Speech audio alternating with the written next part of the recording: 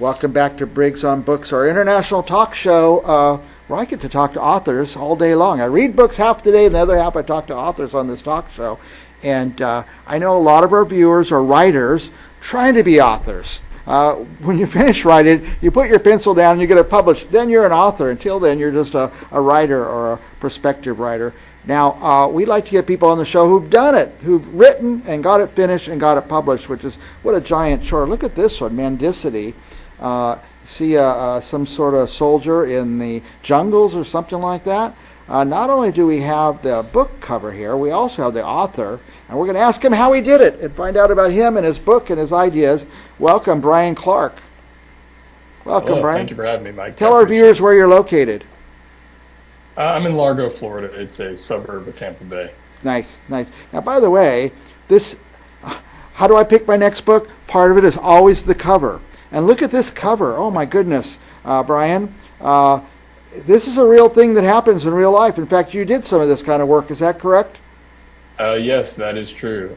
Before I start, though, I have to give a shout out to my wife because she is the one that stressed that the cover of the book needed to be something that catches people. Yeah. So I think we achieved that. Good for her. You're a good partnership there. Yeah. But yes, I have done some of that. I did 25 years in the military, split between Ranger Battalion, 3rd Special Forces Group, and the 7th Special Forces Group. And as you can see on the book cover, this is a soldier that's coming out of the water on one of the breathing apparatuses that we use on dive teams. And I spent the majority of my career while I was in Special Forces on a dive team. So. Now, the book, I think, takes place in somewhere, is it Colombia? Yes, it is. It takes place in South America, specifically Colombia. There are a couple other countries that are mentioned, but for the most part, a lot of the heavy lifting is done in Colombia. Now, is this a nonfiction or is it a fiction book? No, so this is fiction. I thought about writing a memoir or a biography, and I'm not opposed to doing that. I will likely do that at some point. But for this particular book, I wanted to write it as a fiction novel, a military thriller, and I think that I achieved that. Now, that's not to say that some of the themes and tones in the book are not drawn directly from my experiences, because they are, but I've kind of fictionalized them to give the reader a really good story. Yes. Now, but everything in the book is something that certainly could happen, I would imagine. It absolutely is, and that's what I'm trying to impress upon the reader, is that you have to kind of scratch the surface and start looking under the layers of bureaucracy and what the news media and newspapers are telling you as you see world events unfold. Because a lot of times it's men and women, out there that are working in the shadows that are kind of making some of these things happen. Yes, I imagine there's a lot of that we just don't even know what's going on. Now, tell us what happens in the book, or some of what happens. We don't want to spoil the story, but what's the general gist of the book? Yeah, so generally it follows a Green Beret. His name's Braden Smith, and he's a normal person, and that's kind of what I want to stress to the reader, is that the men and women that are out there in the Navy SEALs, Green Berets, Marine Recon, MARSOC, these are all normal people. They had normal lives. They're nothing special. They didn't achieve. Some of them achieve extraordinary things, but we're all men and women just like the folks that you rub shoulders with every day. So Braden Smith starts out in high school in Ohio. He excels at sports. That gets him into college. But while he's there, he decides to himself he doesn't really want to follow in his father's footsteps. He starts to get a wild hair to join the military. So he does. He's not successful at the start. He's got a chip on his shoulder, thinks that he's kind of above it all. Yeah. But they do eventually break him down and get him in line, and he starts along his career path. While he's doing that, he kind of brushes shoulders with the agency, a few other three-letter partners from the Beltway, and then he gets into kind of the spy versus spy game. He kind of gets into it unwittingly, and then towards the end, he starts to kind of figure out, hey, I think I'm being played. Amazing, yeah. I love books like this, by the way. intriguing. Who's gonna? What do you call the genre? Let's start with that. It's a military thriller. Military thriller. And who's going to read this? You know who your market will be? Who likes this kind of Yeah, book? I think it's aimed towards the folks that kind of like the Tom Clancy style of books.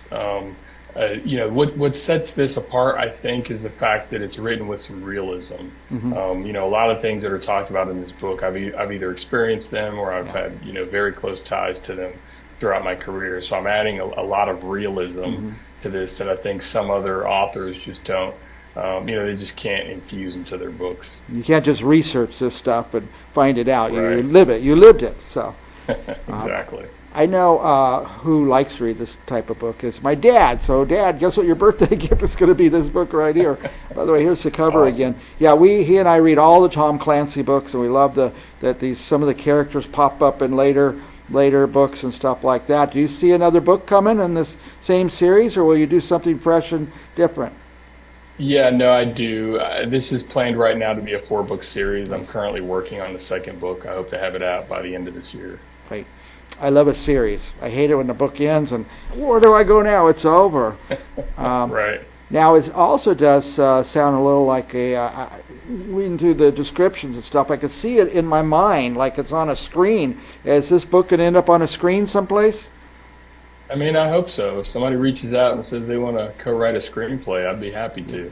It's amazing right now how there's so many more opportunities for authors in that regard because Netflix is making their own material, Amazon is, Apple TV, all these people are looking for material. And so you're right for that. I could see it, Brian. I hope that happens. Yeah, yeah. So do I. Now, this is your first book? It is correct, Yeah. yes. How long did it take? So 2 years, if I say, hey, the time that I actually sat in front of the computer writing, probably 2 years, but it took me 10 years to actually get it out. 10 years, yeah. I was in and out of Afghanistan at the time. I started writing it in 2013. We were still kind of, the war was kind of tapering down a little, but it was still hot enough that we were in and out of the war zone. So I kind of wrote here and there, pulling some of my inspiration from what was happening then, and what I had experienced in the past, and some themes that I was seeing that were crossing over. From multiple regions of the globe, that kind of struck me as a good storyline. Now, in Mendacity, your protagonist is sneaking into, I think, Colombia, and they're going after some drug lords. That's Yeah, correct. on behalf Yeah, of the so United States, I would guess. right, they are. So their mission is kind of to stop the drug movement before it hits our borders, because those rat lines and logistical trails that are used are rather long. So if you can partner with the country and kind of nip it at the source, Yeah. that's the way to kind of stop it. But in the book, the protagonist finds out that this goes a little bit deeper, than simply going in and trying to stop the drug trade, that there's actually powers that be that want the drug trade to continue, Yes. because it kind of lines their pockets and allows them to do other things globally with those funds. To certain minds within the bureaucracy, it's a means to an end for them. Yes. Yeah, even back in the Vietnam days in Laos and Cambodia, we now know a lot of stuff that was going on there with drugs and Right. how we got operations done and raised the money to do the operations. So Exactly. I don't want to get political or put you on the spot or anything, but our current climate here, political climate, is that they want to stop drugs coming in from Mexico. I don't know if we would ever do an operation down there in our neighboring country or not, but I guess we've done them in Colombia and different parts of South America. Oh yeah, we have. We've done them all the way up as close as our own borders. Between us and Mexico, we've conducted drug operations. A lot of the final muling and final coyote movement is done right at the Mexican border.